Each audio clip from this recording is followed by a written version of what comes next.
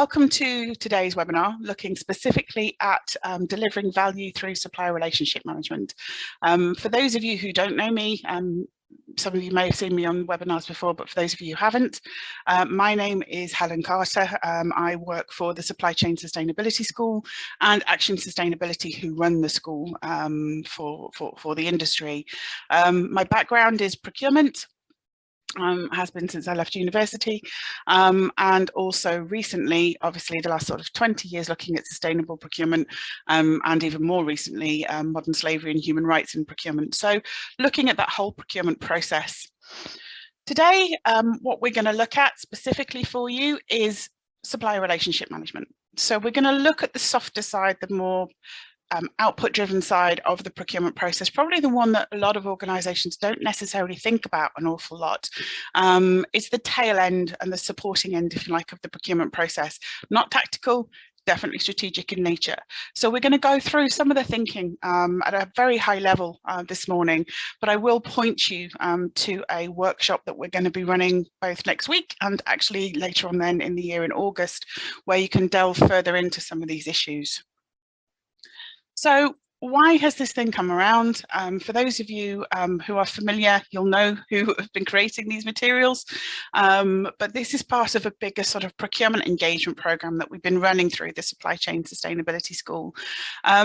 We do look at sustainability a little bit, but the fundamental bit is about making sure that we're starting to get our procurement activity right. And this program has been running for 2 years. We're just about to enter our final year. And most of the content that you've probably been seeing over the last few years, or you'll see in the resources in the school, has been created not just by ourselves in the school, but alongside the partners who help fund and drive the school. Organisations like SIPS, who are obviously the professional head for this area, who deal a lot in procurement training, and some of the leading thinking in areas like collaborative procurement for organisations like King's College. They've been really beneficial as well. So it's part of that bigger programme, part of a range of resources that you may or may not be familiar with. This is a webinar, so unfortunately I can't see your smiley faces. So the cameras are off and obviously you're on mute, but if you do have any questions or any comments or thoughts, please feel free to use the chat function, and I will be doing a Q&A session at the end. So if you can keep your questions coming in, I'll open it up to questions at the end. In a minute, I'm going to be using Menti, so you'll be familiar with that if you've come to any of our sessions before. So get your Menti app open now. If not, go to www.menti.com. And I have 2 questions for you to answer before we really get into the main throw. We will share the slides as we always do, and this is being recorded, so we'll share the link to the recording as well. So don't worry about scribbling lots of notes. You can play things back on a different day or share with your colleagues if you feel you'd like to do that. So what are we covering? In a minute, I'm going to open up the floor to you to get your ideas around what you believe SRM is, or supplier relationship management, and actually your perceptions around value that we're looking for in procurement. Then we'll break it down very simply. We'll cover probably half an hour going into what is supplier relationship management, what is value, so what's the current thinking about those 2 key aspects, what are the key things in SRM that you need to be thinking about. What does it look like? It's a big word that covers a lot of different activity. So making sure that we understand what it actually looks at. Why aren't we all doing it? So what are the challenges associated with it? And then the key things that you can take away from today. So what are some key strategies, some key activities that you can do? And we'll finish off with just a tiny little case study, which sort of shows how SRM has worked and some of the benefits that it's given you. As I've mentioned, you'll have an opportunity then to do questions and answers at the end of the session. So let's get down to hearing what your thoughts are. There's a reasonable number of you now on the call. So if you can go into Menti, into your app or into menti.com, you will see on the screen now the first question, excuse me, and the code that you need to enter is 1801 4066.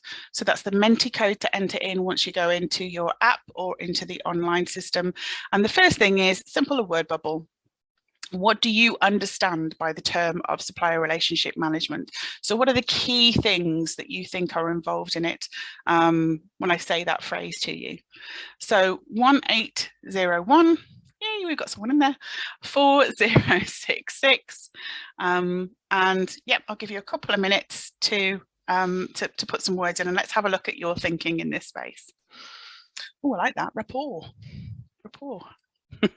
Definitely the personality driving bit, and we will go into some of those issues in a moment.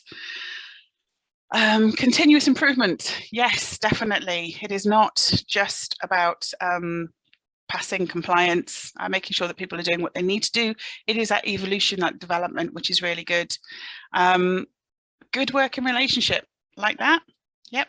We do have a lot of those in construction. We are a little hard sometimes on ourselves when we talk about the supply chain, but having a good working relationship with internally within our organizations, but also within the supply chain is really good. I like that. 360. Yes. Not just telling a supplier what they need to do, but getting a real open and transparent and honest conversation around what we need to do to make sure that our suppliers can do what we need and achieve the requirements. Developing strategies. Yep. So it's about this equal of purpose, developing an approach that you can both deliver to get you to that end game, that sort of, I see somebody's put it, mutual benefit to make sure that can be achieved. So brilliant. Understanding, driving effective communication, non-exclusivity. Yes, it's not about exclusive arrangements. Supplier relationship management will be across a number of organizations. It won't be about setting up exclusive arrangements. And in some instances, you might have a number of competitors in an SRM environment, and about picking the right one at the right time. Transformation, joint value, contactable. Could be good if they could. Good feedback. No, some brilliant ones in there. Thank you. And I like it when my bubble's got some nice big words. Okay, so the purpose of SRM, you've given me some really good overviews of what you believe is contained within it. But one of the things that we need to think a lot about when we're talking about SRM is also this need of mutual benefit, driving value, driving that sort of mutual end game. So next question for me then, for you, before we go into the slides, is what do you think value is? What are the key aspects? What are the key things that you're looking for through an SRM program with your supply chain? So how would you define value when you're putting those procurement requirements together? This could be a tougher one, or I should get a bubble just as big as the other.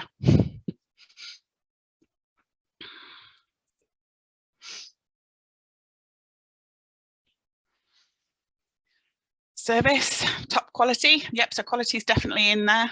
It's one of the common ones that we think about, particularly obviously in terms of end result of jobs or quality of materials. Customer satisfaction, yep, definitely. Profit, that's actually an interesting one. Making sure that your supply chain actually has that resilience adapted into it, making sure that your suppliers are making enough money, particularly today in the environment that we're operating. Some suppliers are going to be finding it really hard. So making sure that you can make a profit, make sure they can make a profit. Cost. Excuse me, legacy. Yep. So what can we leave at the end of this, particularly if you've got service agreements or subcontracts? How can we leave that? Somebody's put social value, yep, which covers a multitude of sins, and we'll talk about that in a little bit more, a little bit later. I love that. Above and beyond. Yeah, value is driving that sort of not just the cost and the price, but the above and the beyond piece, the optimum value, the optimum return you can get, if you like, for the aspects that you're looking at. Innovation, great, seeing that a couple of times. So big quality, big innovation, efficiencies, benefits and legacy, some brilliant examples in there. Thank you, everybody. Okay, so we've got a vague idea then what we think SRM involves and what it includes, and we've got an idea of what that value is we're trying to drive from the session, the supplier relationship sessions. So what do we mean by SRM? Does it match what you've all talked about? There are a number of different definitions. Some useful ones to think about, though, are the ones around working collaboratively. It is a collaboration. It is not a traditional performance management approach of you said you will do, we will make sure you do, managing that performance. It's about really trying to get closer to your suppliers because you understand that they are so fundamentally important to the success of the projects that you are looking to deliver.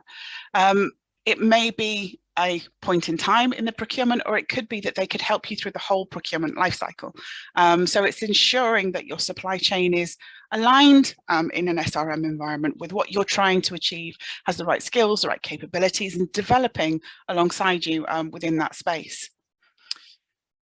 I did mention that actually what we've got is a lot of people thinking about SPM, or supplier performance management, and it's important to make sure we understand that they are not the same thing.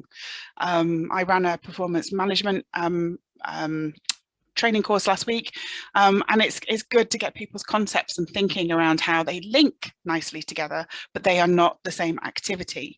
So performance management is something that's very explicit, very detailed, looking at a contract, looking at how a supplier is performing in this area, making sure that contractually you've gone through a certain number of things that you're expected to do and you have delivered on them. And it's still an area where potentially, if you're into let and forget, we're not that good at in our industry. But it's important to understand that that performance management, the contract management, is sort of like a one-off or a contract-specific element. It feeds, however, into your supplier relationship management. So your supplier relationship management will be about picking those key suppliers that you are working with, that are becoming aligned to the way that you're thinking, that are driving innovation. And in amongst that SRM environment, you may find there are specific contracts that they're going to be delivering that will be managed, that feed into that engagement you have at that sort of strategic supplier relationship management level. So it's the ongoing relationship that you're having, looking at exactly how the supplier is operating, rather than focusing specifically on a contract, although information in that will feed into your SRM program. So why do we have to manage our suppliers? Why do we have to manage their relationships? Well, we all know that everything we do in our industry is reliant significantly on a supply chain. We know that we rely significantly on tier ones, and we also know that when we get into that tier one environment, we're going to be getting into tier twos, threes, and fours. And that's where we see a lot of the value, a lot of the opportunity for value, as well as the opportunity for risk to be addressed, opportunities in areas like social value, improving quality of life, whatever they tend to be. So it's about making sure that through our supplier relationships, we are getting the maximum benefit from those going forward, because actually, if we don't deal with those properly, our projects don't work. Our projects struggle to perform. Here's a really good video that really gives a good insight into this from Duncan Brock at SIP. So I shall let you watch this one.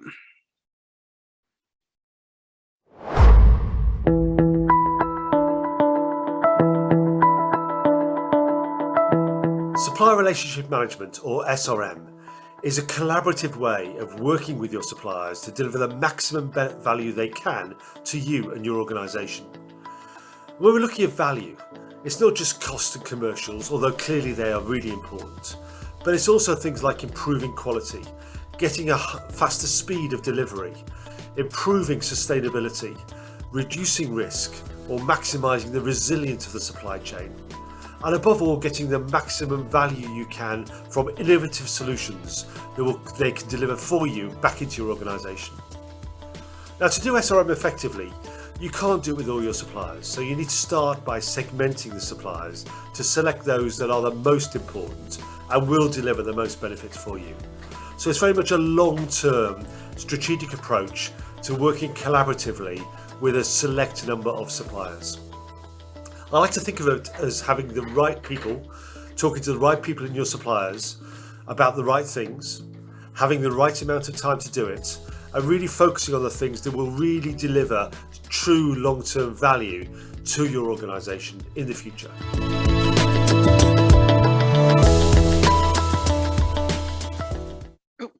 So a couple of key things to remember from that video. It's long-term. It is not a short-term thing. It is a long-term commitment on your organisation and a supplier's organisation to be able to drive that relationship going forward. And it's strategic in nature. It is not transactional in nature, although there will be transactional benefits from a good strategic relationship. So the concept of SRM is a lot more resource heavy, a lot more intensive, and covers a lot more than just the procurement process itself in terms of what your organisation needs to do. So we talked about SRM, we talked about what it is in concept, and we've talked a few times in that video and in things that we've seen in the slides around it's driving the value for our organisations and the projects that we're working on. So the concept of value is still that difficult thing to get your head around. It still means a lot of things to a lot of people, and maybe that's one of the reasons why it is so encompassing. Procurement traditionally has tended to focus on price, and I have no doubt there'll be lots of people looking at the chat putting, yes, Helen, they always look at price. Price will still be a strong factor in the way that we procure, but it's becoming less significant, although not completely impossible, in the whole offering now that we have from suppliers, because it's not just about that price, it's about actually, do we understand the costs, and then do we understand overlaid on that the value that we can drive from this, particularly in areas like subcontracting, where traditionally we tend to think about we tend to think about what the price and cost associated is, but there's massive benefits in delivering extra value through our subcontracting arrangements. So value is about optimizing that balance between the benefits and the resources, and making sure that we can actually not just deliver the projects on time and to cost as we usually do, but we think about those extra values that we can do around extra skills, employments and legacy, new innovation in carbon and climate change technology, for example, extra bits that not just do what we are expecting them to do, but go above and beyond. So you'll see some of these areas around value coming into contracts now, particularly if you're looking at government ones. So things like social value are talked a lot about now around procurement activity.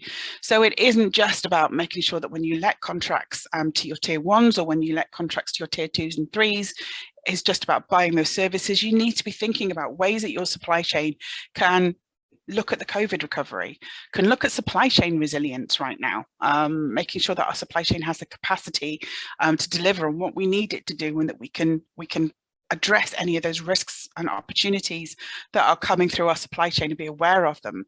Looking at opportunities for things like new jobs, new training, new skills. Environment is included in the social value inclusions. It isn't just social.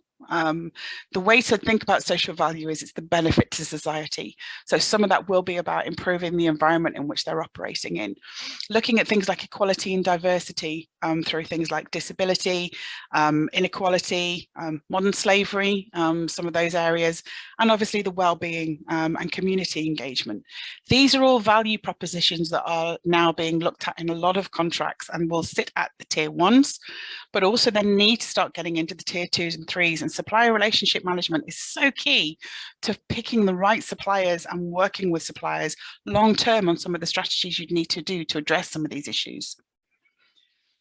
I mentioned that obviously this is something that we look at the tier one level that can come into the tier two, and there may be some of that value that you can realize through material procurement and material relationships when it comes to things like logistics, delivery, for example. But actually, I did mention subcontracting world, albeit sits in commercial. I appreciate that in our world, but fundamentally, value is starting to find its way into some of those subcontracts that we're then delivering with the lower tiers of the supply chain too. So again, SRM isn't just about procurement and materials, it's about anything you buy, those strategic relationships that you need to look at. And here's an example of an initiative that's come from RICS called Procuring for Value through the QS community, where they are looking at the four capitals that should be looked at in procurement, addressing how procurement not just delivers the goods and services necessary, but starts to think about how it addresses the natural capital, the social capital, the human capital, and obviously the sort of manufactured produced capital that we look at on a regular basis. So the key thing to remember through SRM is yes, we still need to produce our projects. We still need to deliver it all on time, our goods and our subcontracts on time to budget. But the added value comes from that additional relationship management. And that's really the key for why SRM needs to be embedded. So we could be looking at some of the better activity around reduced project cost, productivity, rework, the project being completed early. I mean, people talk constantly around, sorry, I might get it right, national highways now, they're now called, the A14, the work that's been done around the collaboration and working strategically with suppliers on that project provided some really good benefits. So there are those elements of value that you can deliver, but also then the issue of the social value, the issues around environmental impact, whether it is carbon, whether it's biodiversity, the fact that you have a risky supply chain. We have risky supply chains. So again, getting better relationships with some of our suppliers helps us manage those and if we look at the whole life of the items that we're procuring and the contracts that we're procuring, we have the opportunity to reduce that whole life cost too. It won't be all of these that you deliver through your SRMs, but it's about understanding which of these are pertinent and important right now to you as organizations, to your clients, and then to your lower tier suppliers as well, and start to align them together and think about ways that it can be more efficient. So it depends on the supply, it depends on what you're producing, and it also depends on obviously which suppliers you're going to be dealing with and the outcomes that you're looking for. So we talk about the value, we talk about what SRM looks like. It's important to make sure that we understand some of the key things that are important in an SRM environment. So from a technical relationship, it's important to understand how you liaise with your supply chain, how you behave with your supply chain. SRM has a number of tools available to it that you can use on a regular basis, but actually it's important to understand the cultural aspects associated with a successful SRM program. So when you're starting to think about who to deal with, and Duncan mentioned it in the video, you can think about that strategic approach. You can think about, and we'll talk in a moment, about partitioning your supply chain, but understanding what sort of relationship you have with your suppliers as a starting point is a great place to begin. So do you tend to have lots and lots of suppliers that are very competitive, that you rely contractual requirements on? It's could be adversarial, or it could just be a compliance delivery. That's not SRM. That's not the sort of relationship that you need to have. What you're looking for in an SRM environment is to move slowly and surely towards that collaborative arrangement. So understanding the relationships you're having with suppliers you identify is a good place to start, so that you can think about how you can then develop that relationship going forward. So ideally, where you're looking for suppliers to become more aligned, you're moving away from that competitive environment, not looking, as somebody mentioned in the cloud bubble at the beginning, for an exclusivity arrangement. It's not necessarily that. You can still have competition, but you are looking for something where you're getting into quite that sort of strategic alliance, co-destiny, where we need each other type approach. You also can then think about the sort of attributes within the procurement process. So an SRM doesn't rely just on the sort of procurement activity, the tactical activity. It is starting to look at that continuous improvement. So you're going away from price being the over conversation we're having to actually, can we bring more consistent standards together? So can we look at what the good level of performance looks like, both from us as a client, but also to our supply chain and those strategic suppliers that we're finding. The proportion of risk is so fundamentally important here. And again, one of the benefits around SRM is that you can understand where risk really sits in the supply chain and make sure that it's actually shared appropriately, that we're not into, particularly in subcontracting world, risk dumping and passing that on into the supply. So it's about understanding where everybody sits around that risk and shares those roles and responsibilities, and obviously starts to think about those milestones that can be achieved. And then eventually you could get to the point where you eventually create suppliers and relationships with suppliers that get you into joint ventures. Again, if you're identifying where you have weaknesses or shortages in supply or skills, you may decide to use our SRM to find some really strategic suppliers who can actually complement some of your offering going forward, and create embracing that joint venture. The ultimate obviously is mergers and acquisitions. That isn't the end game of SRM at all.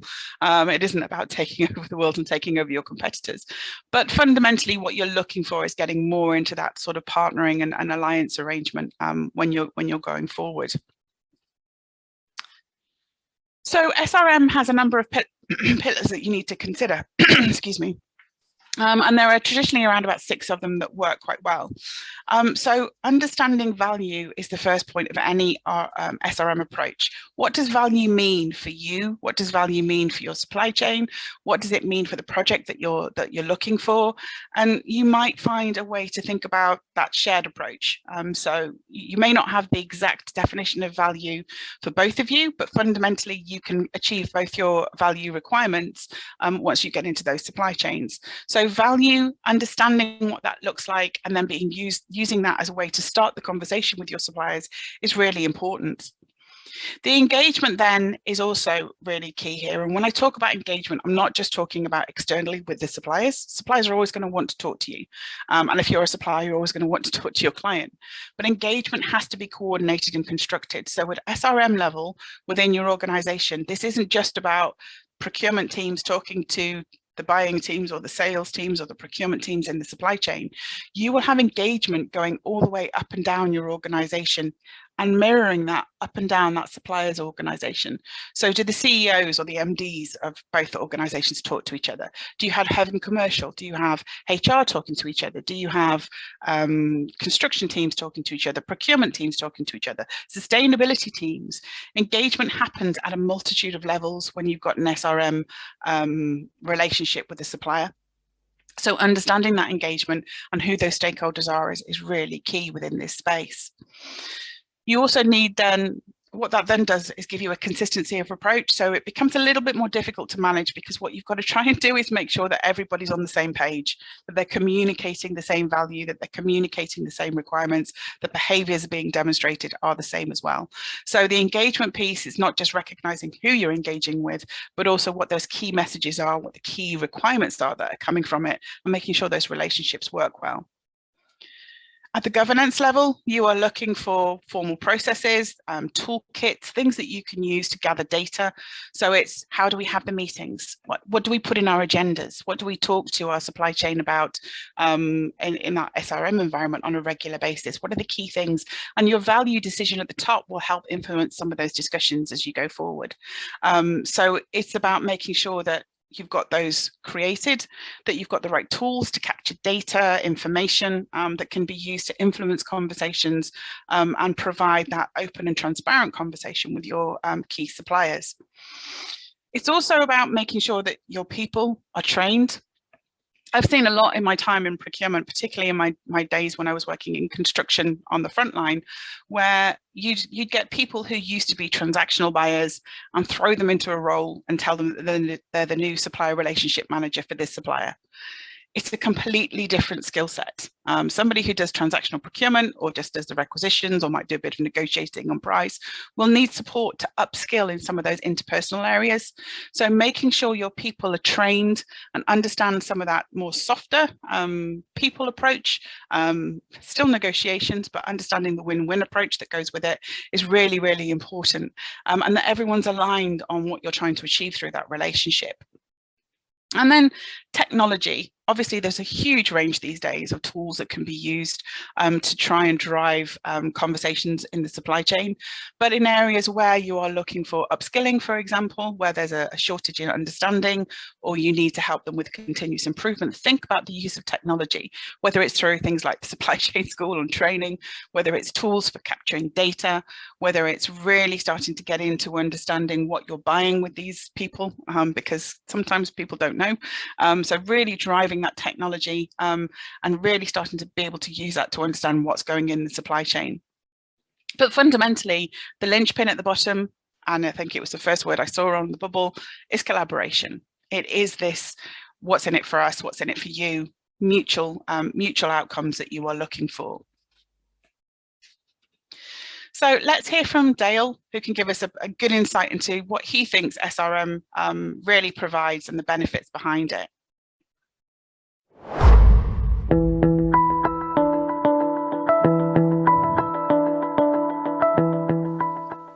Director of Procurement and Supply Chain, supplier relationship management is really important to our organisation. This can be done in a number of different ways. It can be very simple in terms of informal chats with our supply chain on a regular basis to understand what's happening in the market and industry. It could be input into win work activities so that we can secure a sustainable business and deliver client aspirations. Or it could be some long-term collaborative goals together where we work out what we're going to do across a 3 to 5 year time frame together. So it could mean all of that. And we have a part of our pillars for the procurement strategy for the next 5 years is around how consistent that engagement is and how important the supply chain wanting to work for us is. And the more we understand about our supply chain, the greater depth and greater efficiency we'll have in terms of delivery on our projects, which hopefully makes some money for Skanska, our clients, and also for the supply chain, and that's very important too. We know that the Supply Chain Sustainability School is a great resource to go and help us develop together. And if I was to sum up in one place, over 80% of our turnover in the UK business is delivered through our supply chain. So quite frankly, we can't do it without you.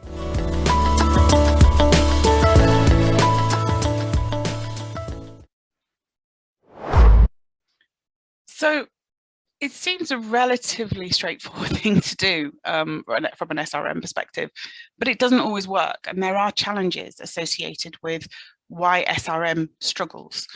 When you actually look at feedback and organizations we talk to around why SRM doesn't work, there's some key things and key lessons that you need to think about when you're creating this. We don't know how many suppliers we have. It's kind of shocking still how many people don't know how many suppliers they've got, what they spend their money on, where it goes.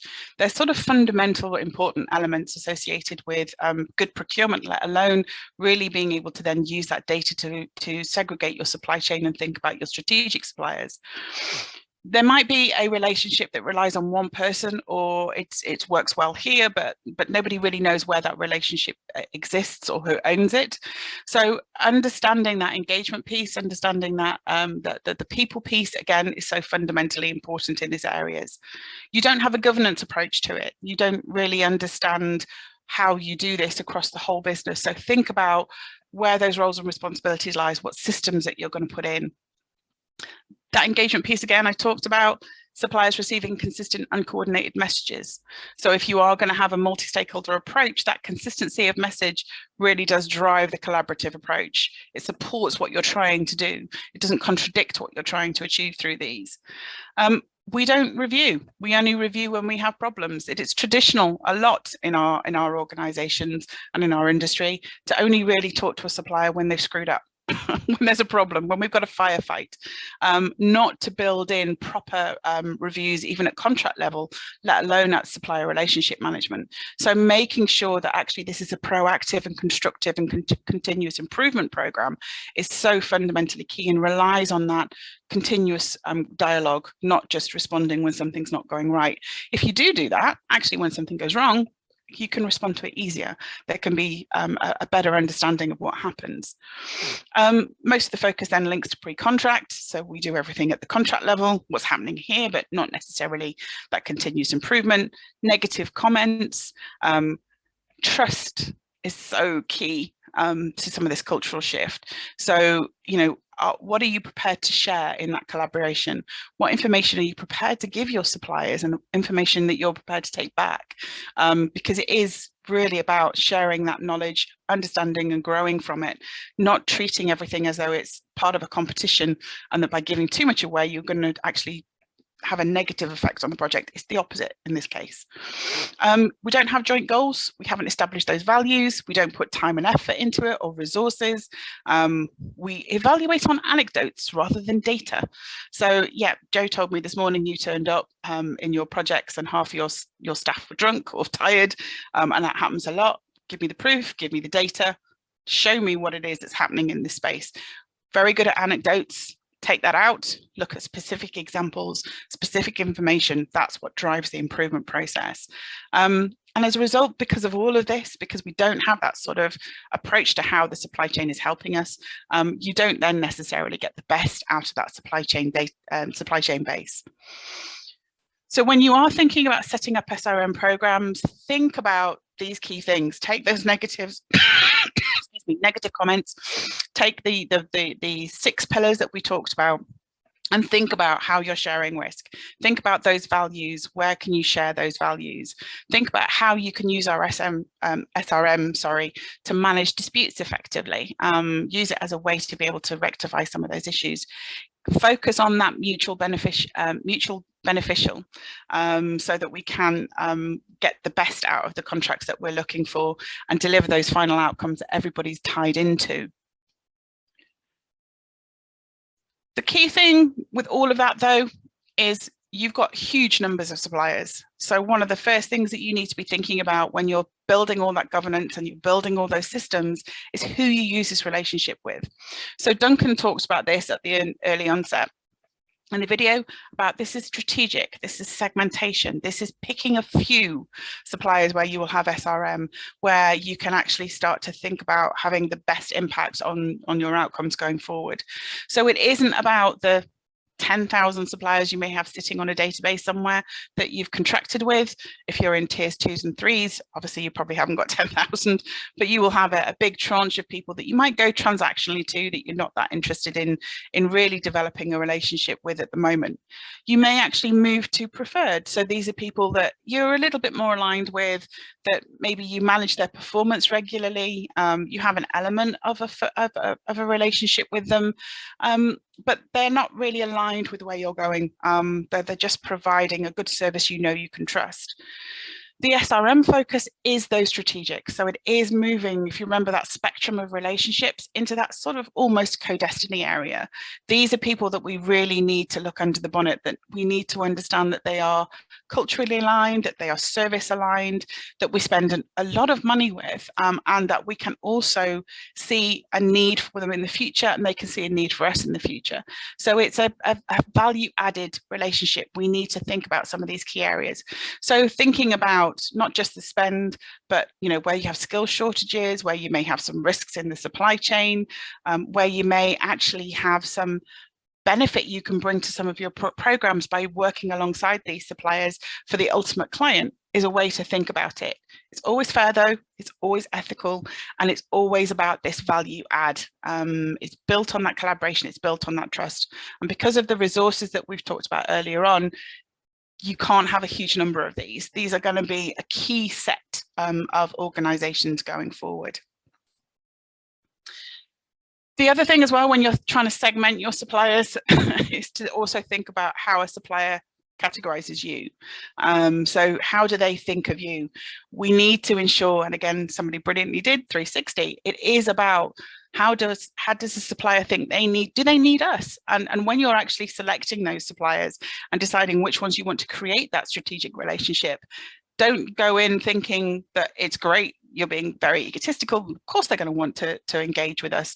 Understanding actually whether the benefits in that for them and what they see you as a supplier is really important too.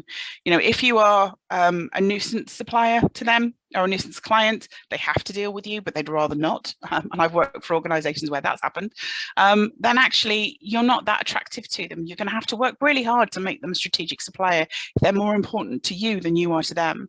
So understanding this category also then allows you to think about how to approach them, but also then how you can develop that relationship over a long period of time and may change yourself from that nuisance client to somebody who could be quite core to that organization going forward.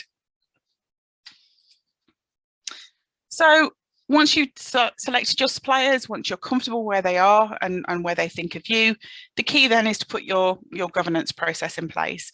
So again, referring back to those 6 pillars that we talked about, thinking about all those negative comments that people say about why it doesn't work, what you're looking for is to make sure that within the governance, you have got a good contract process in place, that you're managing those contracts, managing the risk, understanding what's happening at contract performance level, and then slowly and surely working with these organizations in an SRM environment to push indicators, to push performance, to push outcomes beyond sort of the compliance contract performance area into incentivization, into leading mechanisms, into innovation, into areas that you can really drive some behavior.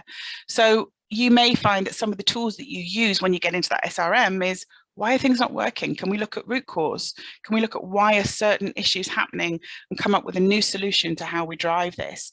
Can we find a way to address competitive advantage for ourselves and our suppliers to provide a new service or a niche in the market that doesn't potentially yet exist?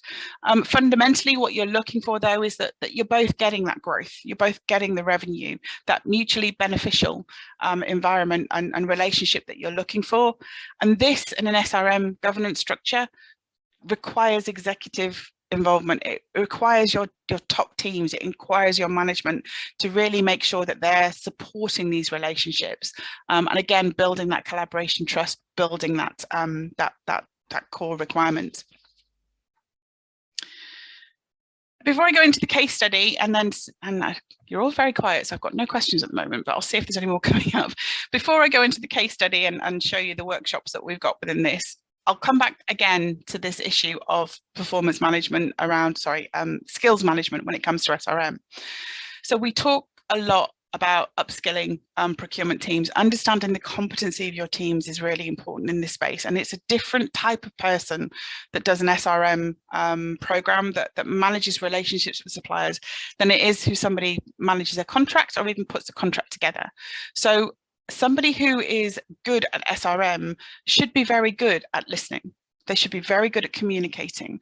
They should be very good at empathy, understanding what's happening, being able to see and analyze what the project is, or what the issue is that you need to address, what the benefit is that's going forward. They have to be very good at influencing and leading, and working collaboratively alongside people to understand when there's a need to lead and influence, and understand when there's a need to sit back and let the supplier lead and give you the benefits associated with it. You will need to know the market.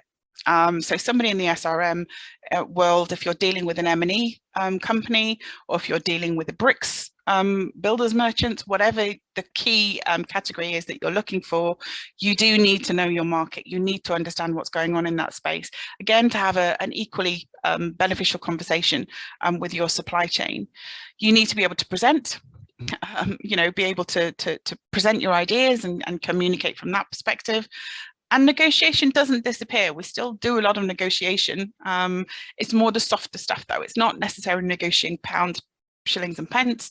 It's more about understanding how we can negotiate the best outcome, that win-win scenario. So it's important to understand that when you're trying to get team structure and understand who is responsible for that relationship going forward, that they have these softer skills, that they aren't just focusing traditionally on the old way of tactical procurement, but actually looking at this more strategic approach. And the key thing here as well is that there will need to be a lot of buy-in internally on how we have these relationships with the suppliers. So influencing your supply chain, influencing those suppliers and working with them through an SRM model is great, but also you're going to then have to do a lot of sales internally as to why these people are strategically important to you, because some people won't want to necessarily use them. So that engagement and influencing and negotiation and analysis is as important internally as it is externally with the supply chain. So that was great, Helen. There's lots of theory in there, and there's lots of things and do's and don'ts that you can take away. But does it actually work? Some of you will be familiar with my colleague Mel, who does the training with me, and she put together this example of one specifically that was done on the Costain CSJV approach, where they had approached the supply chain, looked at where they needed strategic relationships that were going to be fundamentally key to the important delivery of something like HS2. And Lynch were identified as a supplier that could be a strategic relationship. Through a lot of the agendas, a lot of the meetings that they had, they talked about all the key value requirements that were essential for the project. So yes, you still need to talk health and safety. You still need to talk about, performance on contracts to make sure everyone's doing it. But you can add in some of the challenges around how we address EDI and for how we can look at things like the gender pay gap, she says, haven't had my coffee. Check on that forward pipeline. So, you may not necessarily be working on lots of projects now, but what's the forward pipeline looking like? How can we make sure we're working closer with this organization to get them the work they need to keep going, but also make sure that we can get the resources we need to perform the projects that we're looking at what's going on in the industry around innovation and just generally some of those sustainability issues. And on the project that they ended up working with on Lynch, they actually came in with a new product, a hybrid excavator, trying to deal with the issue of how you looked at reducing emissions. And in there, they actually provided a excavator which was trialed on site. It had more power, higher efficiency, has hybrid technology, and actually has lithium ion powered batteries associated with it, and they managed to reduce emissions on the site by 88%. Now that isn't something you can just put into a procurement activity. It's something you need to work alongside an organization with to really understand that opportunity for innovation. What are the key things that we're looking for? In this case, Costain and Lynch were both looking for opportunities to reduce emissions, provide new technology, new innovation, and it can be trialed out on a site, work really well, rolled out further, becomes the main way of a plant being provided. So it's a really good example of how that sort of a line of expectations can actually then deliver the final outcome. So we've gone through what SRM is, we've gone through what value looks like, some of the pitfalls of why SRM works and doesn't, some of the challenges associated with it, things that you can think of around governance, but we've literally just gone through a very small bit of what you need to think about around SRM. So we have our workshops that we run, which will dive a lot more detail, provide a lot more detail around case studies, get you talking to some of your peer organizations. And we have one on the 2nd of March, which is next week. And then if that one's fully booked, I think it's getting close. We have another one in August that we tend to run. So if I've piqued your interest in anything and you're thinking, I'd like to know a little bit more about that, please, then a workshop is a really good place to really start to speak and talk directly to the trainers and talk to other organizations who are all trying to work out how they navigate some of these issues going forward. We will send the slides, we will send the recording for this, and we'll send a feedback form. So as always, we do appreciate a bit of understanding around what's worked well, what hasn't, what more you want to know about, so we can influence future webinars in this space. But from my perspective, I've got a 10-minute slot at the end for any questions and answers. At the moment, it's very quiet on my board, so you're either all asleep still, eating your breakfast, or I've given you the answer to every question you had, which is always useful. So I'll just have a quick look and see if there's any more coming in. If not, nothing at the moment. This is a nice short one for me as well. Oh, hang on, there's a question coming in. Oh, okay, no problem, Kieran. It's a great start for me. Look forward to the workshops. Thank you. There is somebody out there that I'm talking to. It's always nice to hear that. Okay, and in which case, what I'm going to then do is say a massive thank you to everybody who's stayed on. I hope you found it useful. It was a good start, as we said. Please feel free to have a look at the workshops because you'll be able to delve into a lot more detail. But from my perspective, you get 10 minutes of your day back. How good's that on a Friday?